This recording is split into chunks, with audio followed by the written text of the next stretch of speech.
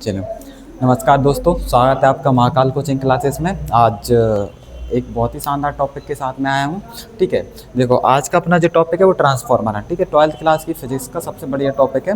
जैसे मान लो कि ट्रांसफार्मर से एक चीज़ तो ये पता है अपन को कि ट्रांसफार्मर से कुछ ना कुछ तो वो पूछेगा, है ना।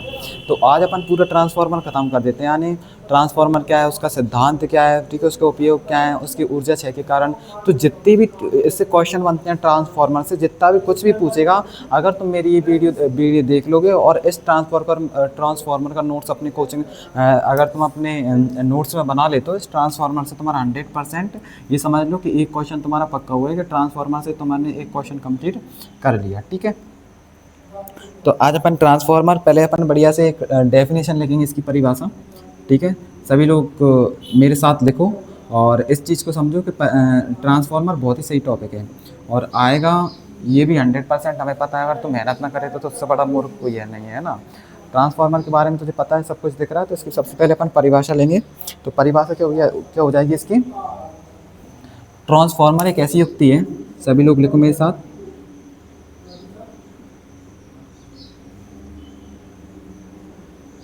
ठीक है, ट्रांसफार्मर एक ऐसी युक्ति है, तुमने घर पे देखा हुआ, तुम्हारे यहाँ पे जो ट्रांसफार्मर लगी होंगी उसी के बारे में सारा अपन पढ़ेंगे। ट्रांसफार्मर एक ऐसी युक्ति है, ठीक है, जिससे जो प्रतिवर्ती वोल्टता को जो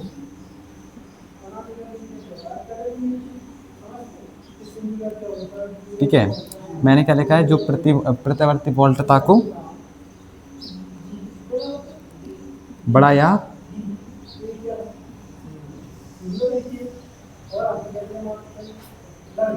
ठीक है, बड़ा या घटा देता है।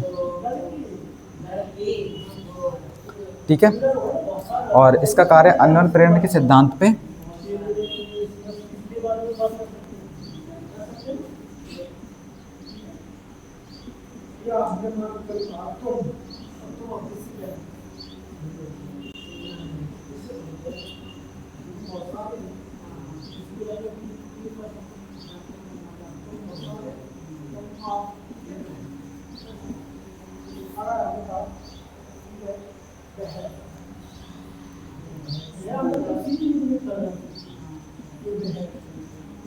ये इसकी बहुत ही सही डेफिनेशन है। वही देखो, अपन इसके डेफिनेशन में क्या लिखा है कि ट्रांसफार्मर एक ऐसी युक्ति है, ठीक है, मतलब ट्रांसफार्मर एक ऐसी युक्ति है जिसकी सहायता से प्रतिवर्ती वोल्टता को बढ़ाया मतलब प्रतिवर्ती वोल्टता को बढ़ाया या घटाया, बड़ा या घटा देता है। ठीक है, मतलब जैसे मान लो ट्रांसफार्मर क्या करेगा, अपनी जो प्रतिवर्ती वोल्टता हो, यानी तुमने देखा होगा तुम्हारे जो एक लाइन जा रही होगी जिसमें बहुत ठीक है, जो इसमें जो वोल्टेज होगा उस लाइट का, तो वो वोल्टेज बहुत अधिक होगा। ठीक है, और जैसे ही तुम एक ट्रांसफार्मर का यूज़ करोगे और तो वो तुम्हारे घर में तो तुम उस लाइट का अपने घर में यूज़ कर पाओगे।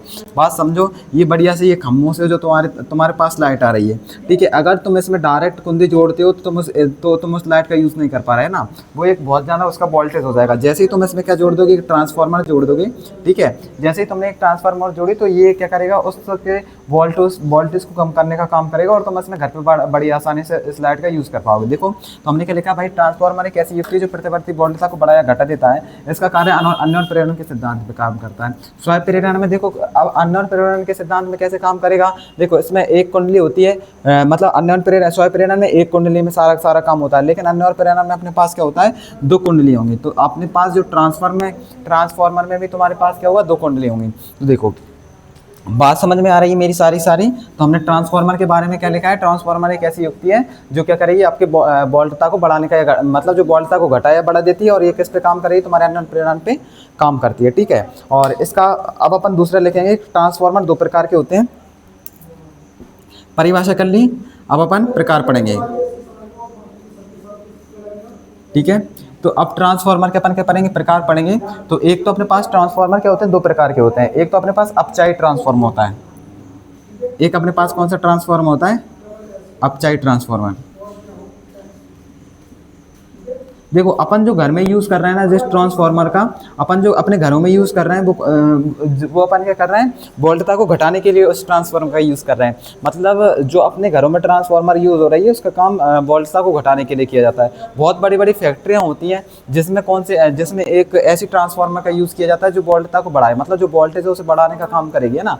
तो ये अपने पास दो प्रकार के अपने पास क्या होती है, ट्रांसफार्मर होते हैं। तो एक अपने पास अपसाइड ट्रांसफार्मर, देखो इसमें क्या करेंगे, देखो अब जैसे ही तुम अपसाइड ट्रांसफार्मर को जोड़ोगे तो इसमें वोल्टता को क्या करेगा, ये घटा देता है। और किंतु धारा का मान, जैसे ही तुम अपसाइड ट्रांसफार्मर में क्या करे, तो जैसे मान लो अपन को धारा का मान चाहिए, है ना, वोल्टेज चाहिए, वोल्टता, तो ये देखो अपसाइड ट्रांसफार्मर में क्या हो जाएगा, अपसाइड ट्रांसफार्मर, इसकी डेफिनेशन अपन लिखेंगे कि यह ट्रांसफार्मर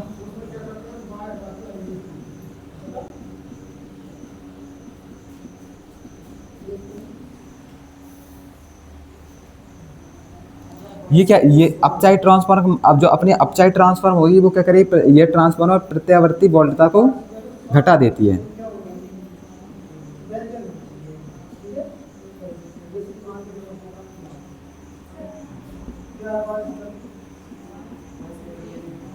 ठीक है, तो हमारे पास दो ट्रांसफार्मर होंगे, एक तो अपने पास अपचाई और एक अपने पास कौन सी उपचाई ट्रांसफार्मर होगी। अपचाई ट्रांसफार्मर में क्या होगा, ये प्रत्यावर्ती वोल्टता को क्या करेगा, अपने पास घटा देगी। ठीक है, अपचाई ट्रांसफार्मर में क्या होगा, प्रत्यावर्ती वोल्टता को घटा देता है किंतु धारा का मान बढ़ा देता है। ये वोल्टता को घटाएगा और अपन को धारा, किंतु धारा का मान,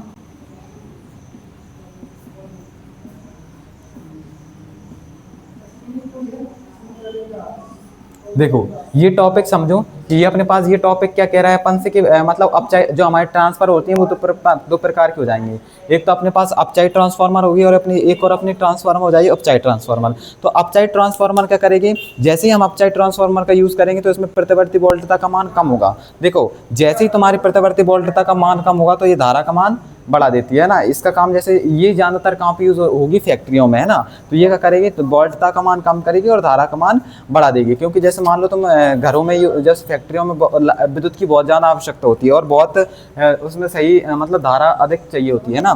तो अपन क्या करेंगे, अपचाई ट्रांसफार्मर क्या हो जाएगी, यह ट्रांसफर प्रतिवर्ती वोल्टता को घटा देती है किंतु धारा का मान बढ़ा देती है। देखो मेरी बात समझ में आ रही है, अपन ने दो चीज़ पढ़ी है। एक तो अपन ने क्या पढ़ी है कि ट्रांसफार्मर क्या होता है, ट्रांसफार्मर एक ऐसी होती है जिसमें अपन प्रतिवर्ती वोल्टता को बढ़ाया घटा सकते हैं। ठीक है, और ये नॉन प्रेरणा पर काम करती है। दूसरा अपन ने टॉपिक क्या लिखा है भाई साहब, ये दो प्रकार की होती है अपने पास अपचाई और एक अपने पास कौन सी, उपचाई ट्रांसफार्मर। तो अपचाई ट्रांसफार्मर में क्या होता है, ये प्रतिवर्ती वोल्टता का मान कम करेगी और जिसकी वजह से धारा का मान क्या हो जाएगा, अपने पास अधिक हो जाएगा। ये दोनों तीन चीज़ें समझ में आनी चाहिए। अगला टॉपिक और लिखो इसका उपचाई। ठीक है, अपचाई ट्रांसफार्मर हो गया। अब अपने पास क्या हो, उच्चाई ट्रांसफार्मर।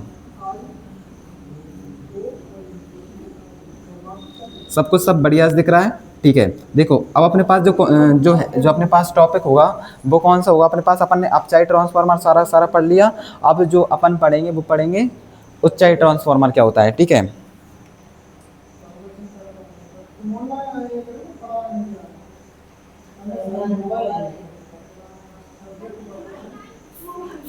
ठीक है, तो उच्चाई ट्रांसफार्मर अपने पास कौन सा ट्रांसफर हो जाएगा, वही यह, जैसे मान लो यह ट्रांसफर प्रतिवर्ती वोल्टता को बढ़ाता है और धारा के मान को, ये इसका उल्टा हो जाएगा। अपचाई में क्या होगा, वोल्टता कम होगी और धारा का मान बढ़ेगा। और इसका जो अपन आंसर लिखेंगे, यह ट्रांसफार्मर, जल्दी लिखो मेरे साथ में,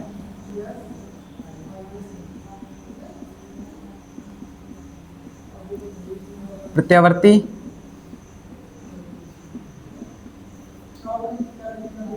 ये क्या करे, यह ट्रांसफार्मर प्रत्यावर्ती वोल्टता को बढ़ा देता है किंतु धारा का मान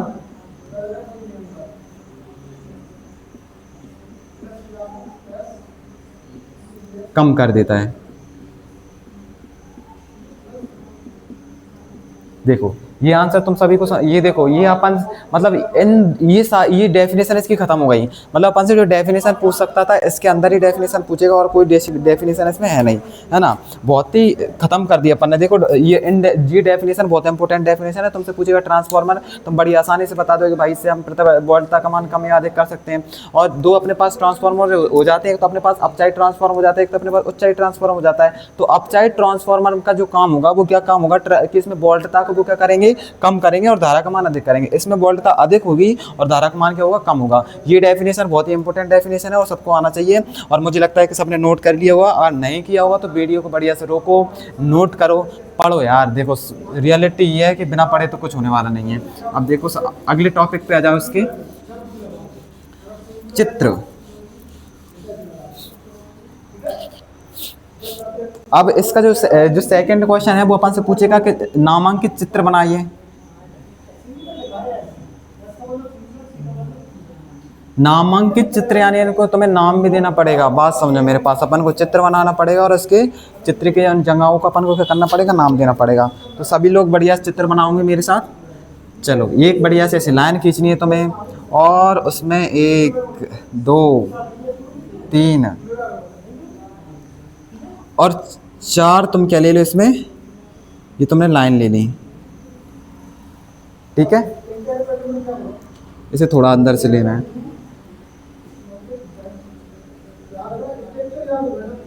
अब आ जाओ,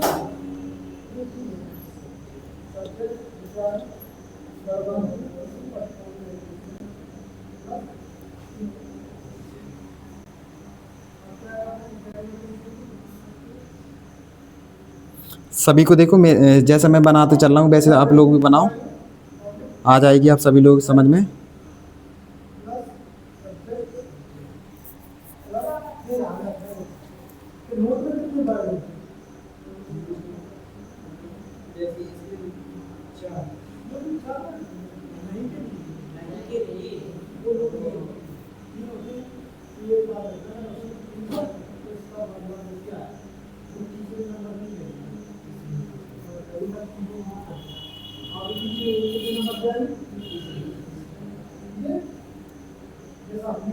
देखो ये अपना बन गया भाई ट्रांसफार्मर। जैसा भी बना है, आप सभी लोग अगर थोड़ी इसमें ट्रांसफार्मर के चित्र में अगर तुम इससे नहीं बना पा रहे तो अपनी बुक से ले लो, है ना, तुमको 12th में एक बुक मिली होगी, उससे इस चीज़ को समझो। हमारा सिंपल सा ये टॉपिक है कि तुम्हें आना चाहिए। ये हमने इससे तार लपेट रखा है, ठीक है, और इससे हमने क्या लगाया है, प्रत्यावर्ती वोल्ट लगाया है।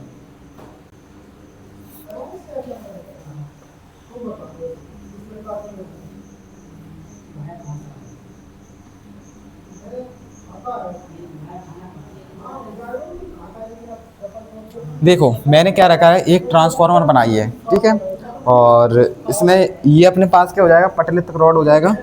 ये अपने पास क्या हो जाएगा, पटलित।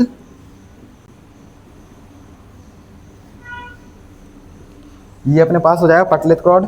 ये अपनी हो जाएगी प्राथमिक कुंडली।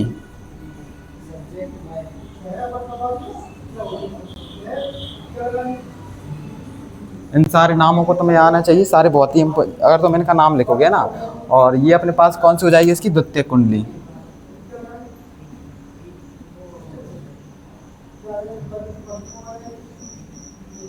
और ये अपने पास हो गई उच्चाई ट्रांसफार्मर।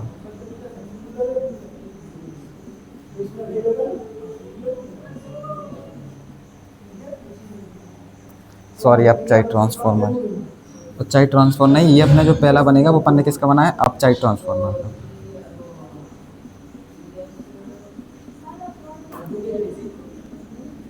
देखो बात समझो, अपन ने क्या लिखा है भाई, हमने सबसे पहले चीज अपन कौन सी ले ली, अपन ने ट्रांसफार्मर ली। तो अपन को ट्रांसफार्मर का चित्र बनाना है, तो अपन ने क्या बना दिया, अपन को 2 चित्र बनाने पड़ेंगे। और एक तो अपन को अपचाई ट्रांसफार्मर का चित्र बनाना पड़ेगा, दूसरा अपन को किसका चित्र बनाना पड़ेगा, उच्चाई ट्रांसफार्मर का। सेम टू सेम तुम्हें किसका ले लेना, उच्चाई ट्रांसफार्मर का। यही का यही इसमें छाप लो। बात समझो मेरी, यही का यही अपन किस में छापेंगे, इसमें छापेंगे। चलो अपन ये तो अपन बहुत जल्दी से बना लेंगे। अब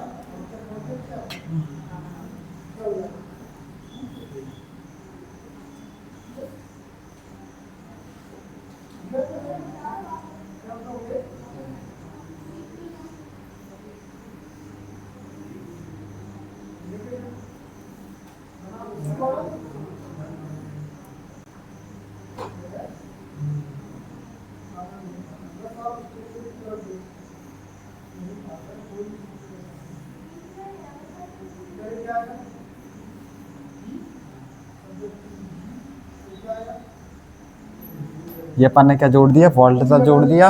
इसमें भी सब कुछ वैसा का वैसा लिखेंगे। ये अपने पास कौन सी हो जाएगी, प्राथमिक कुंडली हो जाएगी। और यही अपने पास कौन सी हो जाएगी, द्वितीयक कुंडली हो जाएगी। यही अपने पास पटलित रॉड होगा और ये अपने पास हो जाएगी ऊंचाई ट्रांसफार्मर।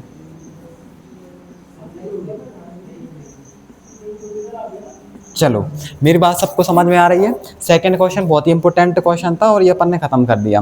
देखो सेकंड, पहले अपन से ट्रांसफार्मर पूछेगा तो तीनों ट्रांसफार्मर मतलब हम बता देंगे। डेफिनेशन हमसे पूछ रहा है तो हमने डेफिनेशन बता दी, उसके प्रकार अगर हमसे पूछेगा तो हम उसके प्रकार बता देंगे। और दूसरा हमारा जो काम क्या था कि इसका नामांकित चित्र बनाइए, तो बढ़िया से अपन ने इसका चित्र बना दिया। ठीक है, सिंपल है, कुछ नहीं करना। 4 लाइन यहाँ से, 4 लाइन यहाँ से, 4 लाइन यहाँ से 2 कोनों लिए अपने पास जोड़ दिया, ये हमने से तार लपेट दिया, ये अपने ऊंचाई ट्रांसफर हो गई, अपने पास ऊंचाई ट्रांसफर हो गई। चित्र बहुत ही सिंपल है और आना चाहिए।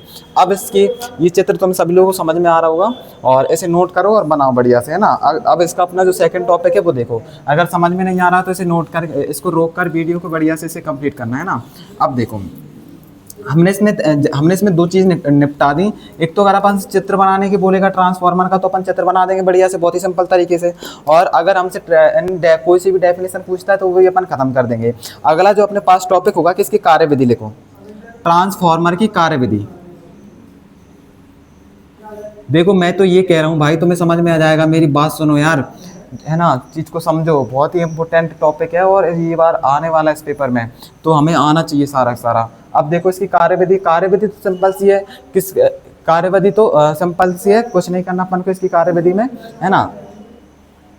कार्यविधि कैसे लिखेंगे, मतलब ये कार्य ट्रांसफार्मर जो होता है वो कार्य किस तरीके से करती है ना। तो ट्रांसफार्मर की अपन कार्यविधि कैसे लिखेंगे, तो देखो मतलब जैसे ही अपन जैसे मान लो मैं इस चीज़ को समझो, जैसे ही मैं प्रथम कुंडली में वोल्टता जोड़ता हूँ, ठीक है, जैसे ही मान लो मैंने प्रथम कुंडली में वोल्टता जोड़ी तो प्रथम कुंडली में क्या होने लगेगा, धारा उत्पन्न होने लगेगी। और जैसे ही धारा उत्पन्न होने लगेगी तो इस कुंडली में क्या होने लगेगा, चुंबकीय क्षेत्र उत्पन्न होने लगेगा, है ना। बात समझो, मतलब मैंने जैसे ही पहली कुंडली में वोल्टता जोड़ी तो धारा उत्पन्न हो गई, और जैसे ही धारा उत्पन्न हुई तो इस पहली कुंडली में क्या होने लगेगा, चुंबकीय क्षेत्र उत्पन्न होने लगेगा।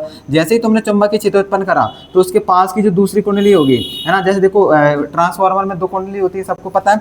जैसे ही मान लो कि मैंने क्या किया, ये सब कुछ हुआ तो उसके पास में जो दूसरी कुंडली है उसमें क्या होने लगा, चुंबकीय फ्लक्स, जो उसका दूसरी कुंडली का चुंबकीय फ्लक्स हुआ, चुंबकीय फ्लक्स, ठीक है, तो इसके चुंबकीय फ्लक्स में क्या होने लगेगा, परिवर्तन होने लगेगा। और जैसे ही इसमें चुंबकीय फ्लक्स में परिवर्तन होने लगा तो इसमें विद्युत भाग बल उत्पन्न होने लगेगा। ये देखो, ये इसकी कार्यविधि है। मेरी बात समझ में आ रही है। कार्यविधि बहुत ही सिंपल है। कार्यविधि में अपन ने क्या किया, कुछ नहीं किया है। मतलब कि कार्यविधि में अपन ने ये किया है कि ट्रांसफार्मर की जैसे ही हम मान लो कि पहली कुंडली हमने पहली कुंडली में क्या जोड़ी, जैसे ही हमने वोल्टता जोड़ी, जैसे ही हमने इसमें वोल्टता जोड़ी तो उसमें धारा उत्पन्न होने लगी। और जैसे इसमें धारा उत्पन्न होने लगी पहली कुंडली में तो उसमें चुंबकीय क्षेत्र उत्पन्न होने लगा।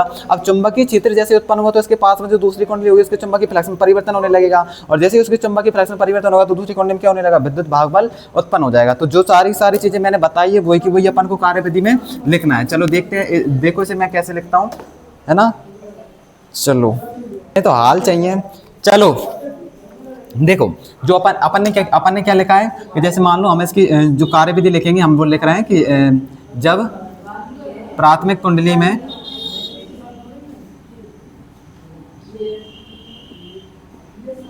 ठीक है, अपन ने क्या लिखा है, जब प्राथमिक कुंडली के सिरों के बीच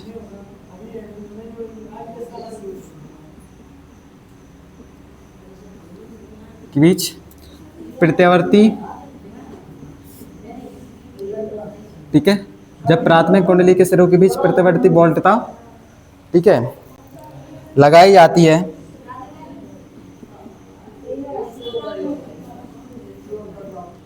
तो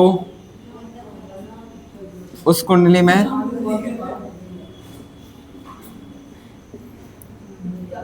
धारा उत्पन्न होने लगती है।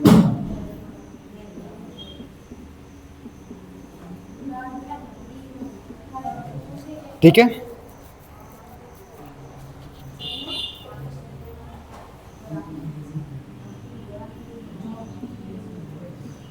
ठीक है, मतलब देखो इसके अपन ने जो कार्यविधि पढ़ी है, अपन ने कार्यविधि में क्या पढ़ा है कि जब हम प्राथमिक कुंडली के सिरों के बीच में हमने वोल्टता लगाया, ठीक है, जब हम प्राथमिक कुंडली जो मैंने तुमसे कहा था, जो मैंने तुम्हें बताया था कि भाई हम जब प्राथमिक कुंडली के सिरों के बीच में तुम वोल्टता लगाओगे तो उस कुंडली में धारा उत्पन्न होने लगेगी, ठीक है, मतलब धारा बहने लगेगी। तो ठीक है, तो चुंबकीय क्षेत्र, तो प्राथमिक कुंडली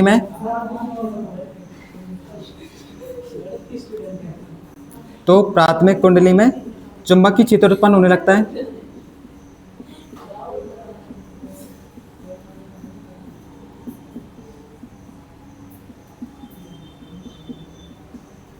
अब सुनो, मैंने तुमसे जो बात कही थी, क्या कही थी कि भाई जब तुम प्राथमिक कुंडली के सिरों के बीच में वोल्टता लगाओगे तो उसमें धारा उत्पन्न होने लगेगी, और धारा उत्पन्न होने लगेगी तो उसमें उसी प्राथमिक कुंडली में क्या होने लगेगा, तुम्हारा चुंबकीय क्षेत्र उत्पन्न होने लगेगा। ठीक है, जैसे ही तुमने चुंबकीय क्षेत्र उत्पन्न किया तो कुंडली से बद्ध, तो द्वितीय कुंडली से बद्ध,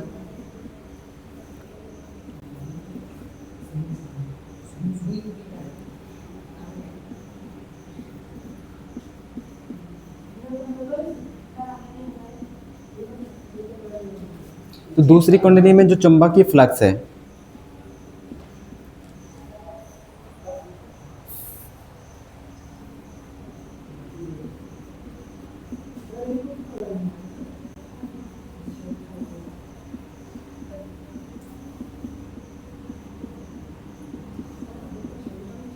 तो जैसे ही तुम, तो अपन ने ये सब कुछ कर दिया, तो दूसरी कुंडली में जो चुंबकीय फ्लक्स होगा उसमें परिवर्तन होने लगेगा। ठीक है, परिवर्तन होने लगेगा जिससे कि आप, जिससे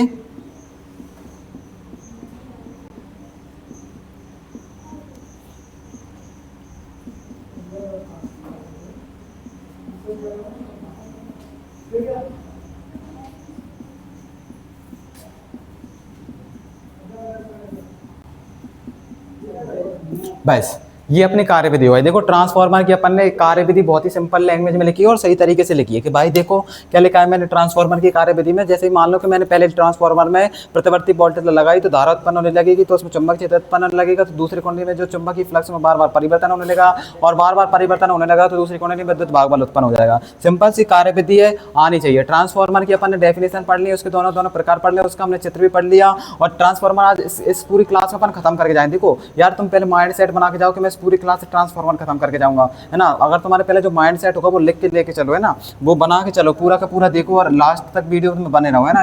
पहले देखो मोटा के तो कोई भी आ जाता है, पर अगर तुम्हें पढ़ना है, अगर तू चाहता है कि मैं पढ़ना चाहता हूँ तो भाई यार दम रखो, है ना। अब देखो इसको रोक के सबको लिख लेना है, और इसकी अब जो कार्यविधि भी अपन ने खत्म कर दी, अब इसका पढ़ेंगे अपन सिद्धांत। अब इसका सिद्धांत पे आ जाओ। सिद्धांत भी इम्पोर्टेंट है, हर चीज़ इंपॉर्टेंट है। या पूछ लो, ये सारी चीज़ें तुमसे पूछ ले। अगर वो 4 नंबर में लेके जाएगा ट्रांसफार्मर का, तो ये सारी चीज़ें पूछेगा तुमसे। ट्रांसफर की डेफिनेशन भी, उसका चित्र भी, उसकी कार्यविधि भी, सारी चीज़ तुमसे पूछेगा। तो सिद्धांत पे आ जाओ। तो सिद्धांत में अपन माना ट्रांसफार्मर की,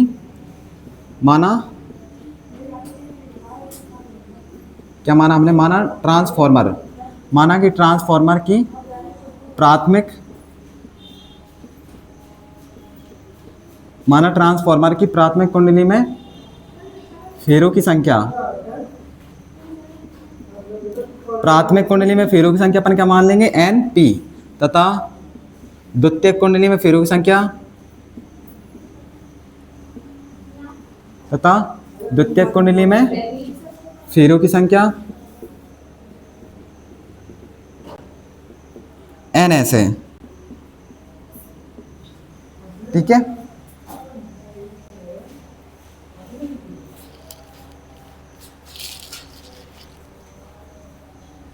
तो ये अपन ने पहले, सबसे पहले सिद्धांत के लाने अपन ने क्या मान लिया कि माना ट्रांसफार्मर की प्राथमिक कुंडली में जो फेरों की संख्या NP मान लिया, और दूसरी कुंडली में फेरों की संख्या अपन ने क्या मान लिया, NS मान लिया। तो अब देखो, तो तो प्राथमिक कुंडली से, तो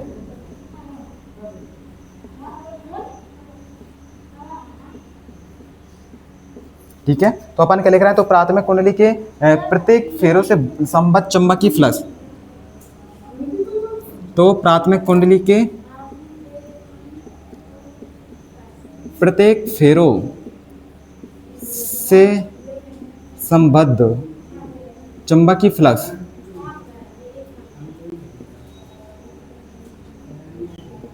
फाई हो। तो इस चीज को समझो और मेरे साथ लिखो। बहुत ही अच्छा टॉपिक है और बहुत लॉन्ग टॉपिक है, जाएगी लंबी वीडियो जाएगी, पर ये आना चाहिए सारा, है ना। तो देखो अपन ने क्या लिखा है, तो प्राथमिक कुंडली से बद्ध चुंबक, तो प्राथमिक कुंडली के प्रत्येक फेरों से संबद्ध चुंबकीय फ्लक्स फाई हो। तो अगर मान लो इससे अपन ने जो चुंबकीय फ्लक्स है वो अपन ने क्या मान लिया, फाई मान लिया। चुंबकीय फ्लक्स फाई हो तो इसका जो विद्युत भागबल होगा, तो इसका जो विद्युत भागबल होगा, तुमने पढ़ा होगा या नहीं पढ़ा होगा, पर इस चीज़ को तुम याद रख लो कि वो होगा अपने पास माइनस NP/d∅/dt। ये अपन ने विद्युत भागबल पढ़ा है। ये अपन ने स्वयं प्रेरित, अगर तुम कुंडलियाँ अगर तुमने पढ़ी होंगी LCR परिपथ मैंने पढ़ा है, उसमें थोड़ा पीछे चले जाओगे तो उसमें अपन ने विद्युत भागवल सारा सारा मैंने तुम्हें निकालना ही बताया, कैसे निकाला अपन ने, और विद्युत भागवल कैसे माइनस का है कैसे प्लस का है वो सारा सारा मैंने तुम्हें बताया, ठीक है। तो देखो इसमें अगर हम मान लो कि माना ट्रांसफार्मर की प्राथमिक कुंडली में फेरुक संख्या अपन ने NP मानी है और दूसरी कुंडली में फेरुक संख्या अपन ने NS मानी है, ठीक है। तो इसका जो अगर हम मान लें कि चुंबकीय फ्लक्स फाई तो इसका विद्युत भागफल जो अपने पास क्या हो जाएगा -NP/d∅/dt, ठीक है। इसी प्रकार,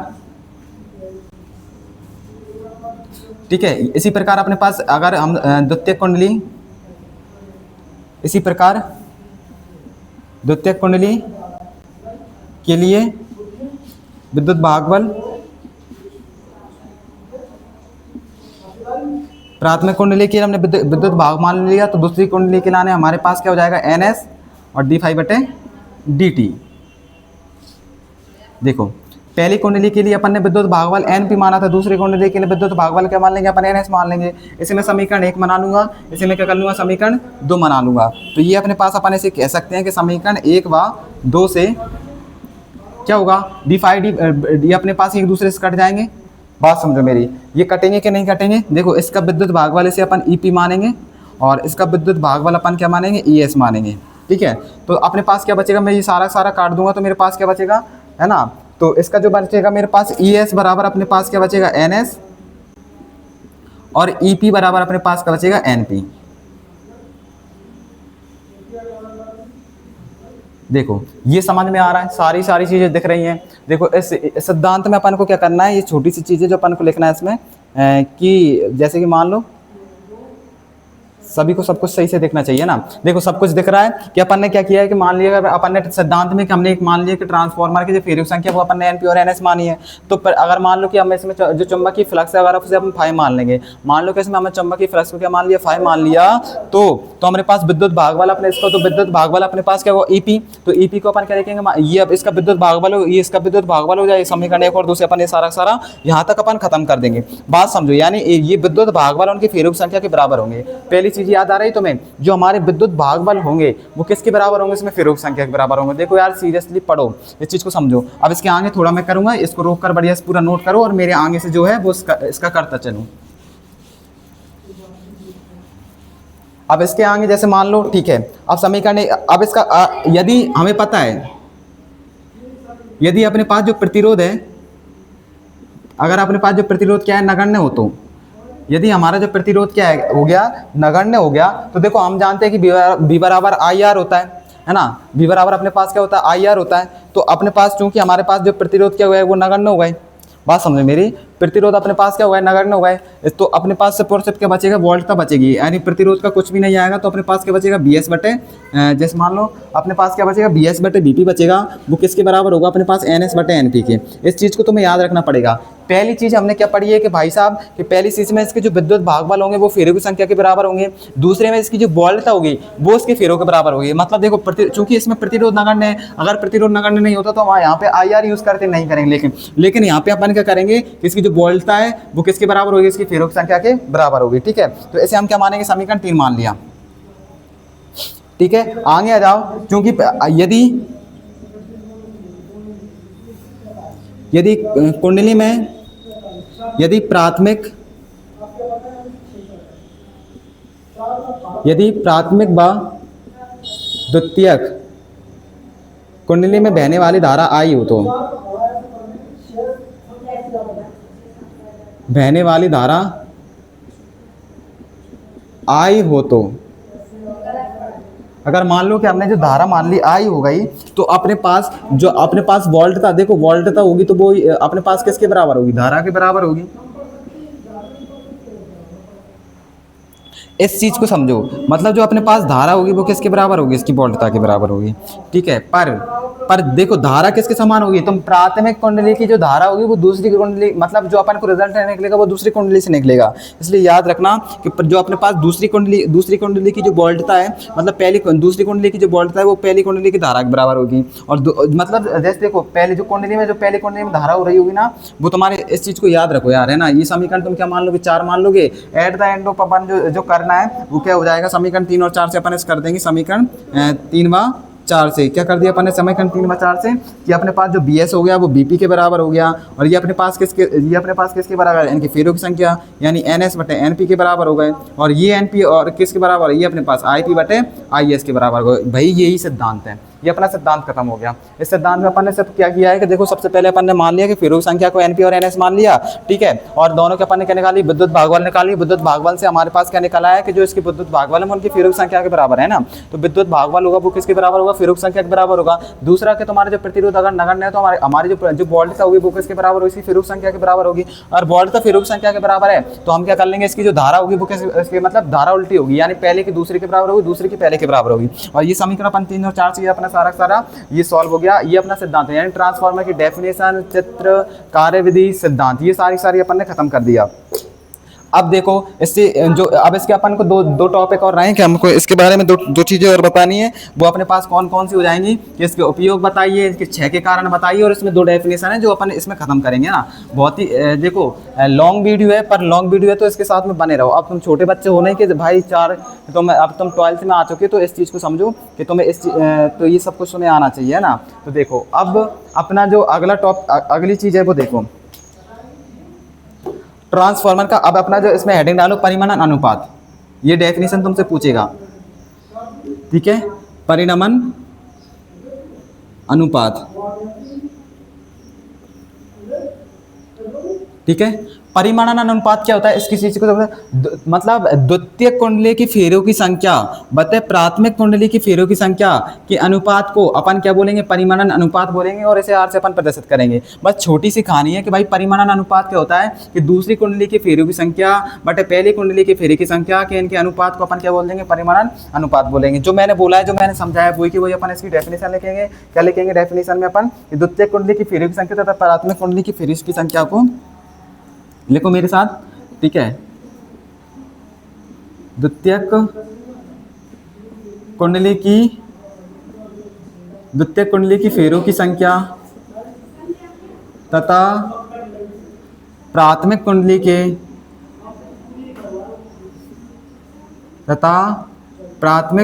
के फेरों की संख्या के अनुपात को परिमाणन अनुपात कहते हैं। अनुपात, मेरी राइटिंग सबको समझ में आ रही है, ठीक है। देखो परिमाणन अनुपात कहते हैं, इसे R से प्रदर्शित करते हैं।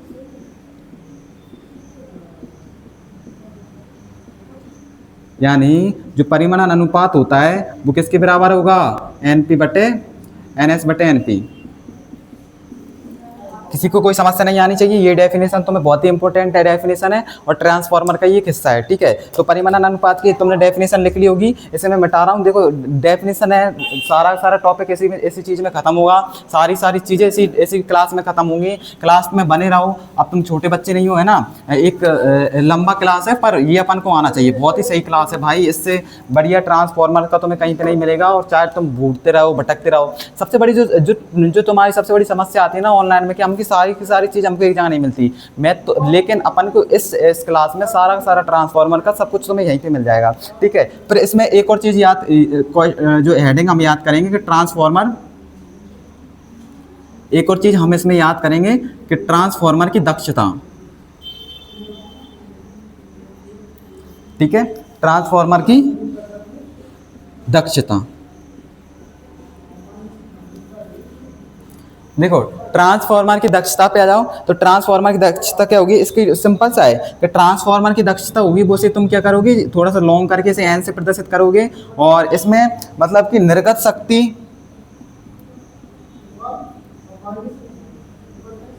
बटे निवेशी शक्ति।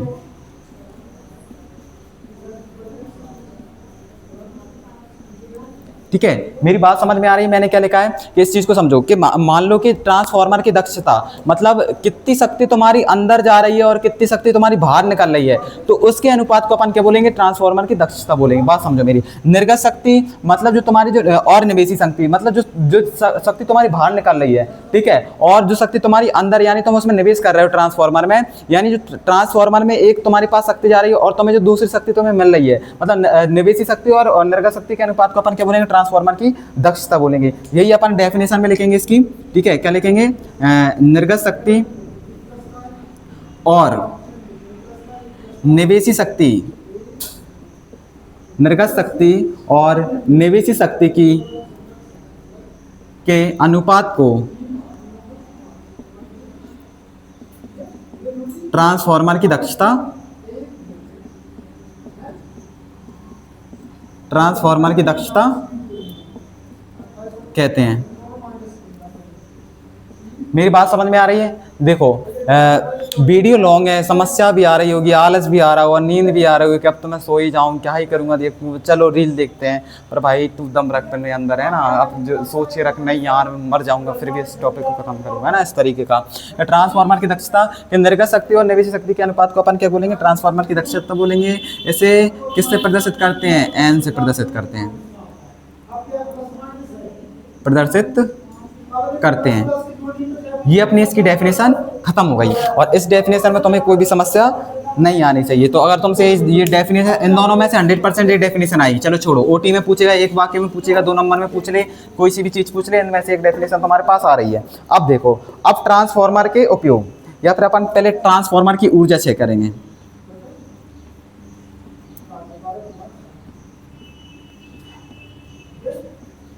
देखो इससे भी क्वेश्चन तुमसे पूछ सकता है कि ट्रांसफार्मर की ऊर्जा क्षय के बारे में बताइए। तो देखो ट्रांसफार्मर की, वैसे कोई एक अच्छा ट्रांसफार्मर होगा तो उससे ऊर्जा क्षय नहीं होगी, ठीक है। इस चीज़ को तुम्हें याद रखना है कि कोई अगर आदर्श ट्रांसफार्मर है तो उससे ऊर्जा क्षय नहीं होगी। तो इसका अपन लिखेंगे, यदि किसी आदर्श ट्रांसफार्मर से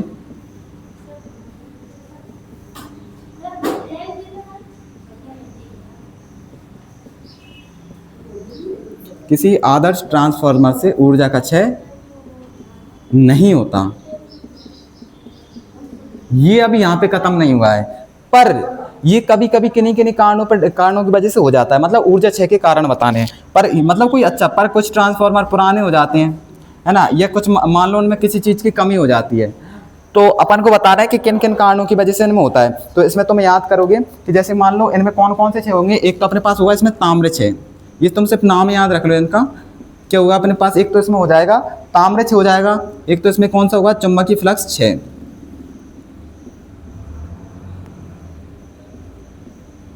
एक तो अपन ने कौन सा पढ़ लिया? ताम्र क्षय। मतलब किन किन कारण? एक तो ताम्र क्षय हो सकता है इसमें, एक तो अपने पास चुंबकीय फ्लक्स क्षय हो सकता है, एक तो अपने पास कौन सा हो सकता है? लौह क्षय हो सकता है। एक अपने पास कौन सा हो सकता है? लौह क्षय। और एक अपने पास हो सकता है शैथिल्य क्षय। ये तुम्हें नाम याद करने पड़ेंगे। देखो मतलब एक ट्रांसफार्मर जो में क्षय हो सकते हैं वो ये चार क्षय हो सकते हैं। या तो एक तो ताम्र क्षय हो सकता है, एक चुंबकीय फ्लक्स क्षय हो सकता है, एक लौह क्षय हो सकता है, और एक अपने पास कौन सा क्षय हो सकता है? शैथिल्य क्षय हो सकता है। इसका निवारण, मान लो दूसरा तुमसे ओटी में पूछ ले, या फिर तुम इसी में लिख दो कि इसका जो निवारण है हम कैसे, इसी में तुम लिख सकते हो कि ताम्र क्षय का निवारण हम, जैसे मान लो कि किन चीज़ों से हम कम कर सकते हैं। ताम्र, अगर तुम्हारे ट्रांसफार्मर में ताम्र क्षय हो रहा है तो इसे तो इसका तुम मतलब इसे किस तरीके से कम करोगे? तांबे, अगर इस ताम्र क्षय हो रहा है तो तांबे का मोटे तार का यूज करो।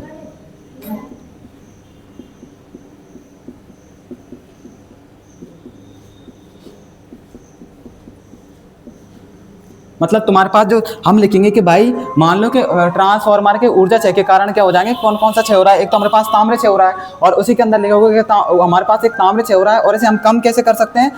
तांबे के मोटे तार का उपयोग करके हम इस ताम्र क्षय को कम कर सकते हैं, ठीक है। और अगर चुंबकीय फ्लक्स क्षय हो रहा है तो चुंबकीय फ्लक्स, अगर चुंबकीय फ्लक्स का क्षय हो रहा है तो एक कुंडली को हम दूसरी कुंडली से, एक कुंडली को दूसरी कुंडली से लपेटकर, हम क्या करेंगे? एक कुंडली को दूसरी कुंडली से लपेटेंगे, और इसे लपेटकर हम क्या कर सकते हैं? इसमें ऊर्जा क्षय कम कर सकते हैं। मेरी बात समझ में आ रही है? मैंने क्या लिखा है कि जैसे कि मान लो अगर तुम्हें क्या करना है कि चुंबकीय फ्लक्स हो रहा है, चुंबकीय फ्लक्स क्षय हो रहा है, तो इसे हम कम क्या कर सकते हैं? एक कुंडली को दूसरी कुंडली से हम लपेट देंगे तो इसमें चुंबकीय फ्लक्स क्षय कम हो जाएगा। और लौह क्षय हो रहा है तो तुम पटलित रॉड का, किसका उपयोग करोगे? पटलित। अगर कौन सा क्षय हो रहा है तुम्हारे पास? लौह क्षय हो रहा है, तो पटलित रॉड का यूज करके तुम इसका, पटलित रॉड का उपयोग करके, अगर तुम पटलित रॉड का उपयोग करोगे तो तुम भाई इस लौह क्षय को कम कर सकते हो। शैथिल्य क्षय को क्या कर सकते हो कि नर्म रॉड का यूज करके, किसका? नर्म लोहे का बना है, मतलब जो अपन जो क्रॉड यूज कर रहे हैं वो कैसे और नर्म लोहे का बनाया जाए, क्रॉड नर्म लोहे का बनाया जाए।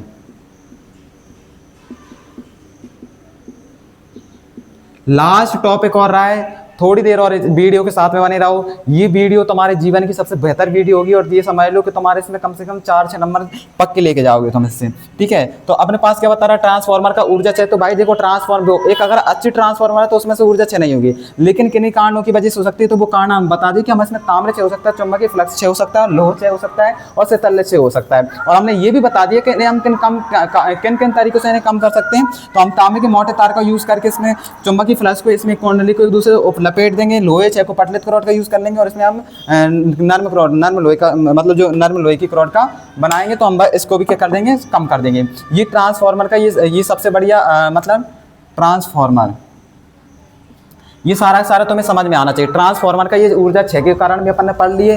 बस 2 लाइन और हमें और पढ़नी है इसकी, और ये तुम्हारा पूरा का पूरा टॉपिक यहाँ से खत्म हो चुका है। अब ट्रांसफार्मर से तुमसे एक भी क्वेश्चन बाहर नहीं जाएगा, इसकी गारंटी मैं तुम्हें इस चैनल से दे रहा हूँ कि अब तुमसे मतलब एक भी क्वेश्चन इस टॉपिक ट्रांसफार्मर के टॉपिक से बाहर नहीं जाएगा। लास्ट चीज़ और लिख लो, ट्रांसफार्मर के उपयोग। लास्ट टॉपिक और अपने पास क्या है कि हम ट्रांसफार्मर के उपयोग, ठीक है।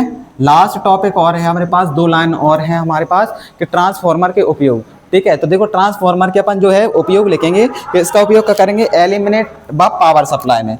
इसका पहला उपयोग क्या करेंगे हम, एलिमिनेट, कहाँ का कर रहे हैं, एलिमिनेट व पावर सप्लाई में, यानी पावर सप्लाई में तुम किसका उपयोग करोगे, ट्रांसफार्मर का यूज कर रहे हैं, ठीक हो। रेडियो, टेलीविजन, मोटर आदि में। दूसरा उपयोग कहाँ पे करोगे तुम इसका, रेडियो में इसका उपयोग कर रहे हो, टेलीविजन,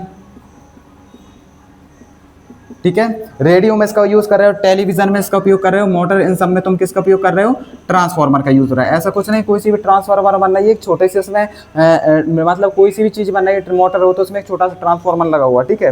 और वेल्डिंग कार्य, कभी भी वेल्डिंग की मशीन देखना, जैसे अपन ने जो चित्र बनाया था वैसा का वैसा होगा, ठीक है, वेल्डिंग कार्य में। तो ये सारे ट्रांसफार्मर के अपन ने तीनों क्या लिख दिए, उपयोग कर दिए। और भाई साहब ट्रांसफार्मर का ये सारा जो अपने पास टॉपिक है वो खत्म हो चुका है। मेरी बात सुनो बच्चों, ये टॉपिक बहुत ही इंपॉर्टेंट टॉपिक है और ये तुम्हारे पास आएगा मतलब पेपर में। और सारा टॉपिक तुम्हें एक ही वीडियो में मिला है, बढ़िया से मेहनत करो और इस चीज़ को समझो, है ना। अगर कोई समस्या आती है और कोई से टॉपिक अगर तुम्हें चाहिए तो बढ़िया से कमेंट करो और इसे हमसे जानो, और हम तुम्हें बहुत ही बढ़िया सा ये टॉपिक देंगे, है ना। ट्रांसफार्मर का टॉपिक सभी को आना चाहिए। ये समझ लो ये रामबाण उपाय है कि मैथ फिजिक्स में अच्छे नंबर लेके आने का, है ना। हमें पता है, देखो अगर तुझे पता है कि इससे एक टॉपिक आएगा तो तुझसे बड़ा मूर्ख कोई नहीं होगा अगर तू इसे सही तरीके से नहीं पढ़ेगा, है ना। इस चीज़ को समझो। तो अगर तुम एक समझदार इंसान बनो, बढ़िया से कुछ नहीं है, अपने नोट्स लो, नोट्स में ट्रांसफार्मर के टॉपिक को पूरा का पूरा लिखो और इसी तरीके से ख़त्म करो, है ना। और बढ़िया से हमारे चैनल के साथ में बने रहो और फॉलो करो इसे।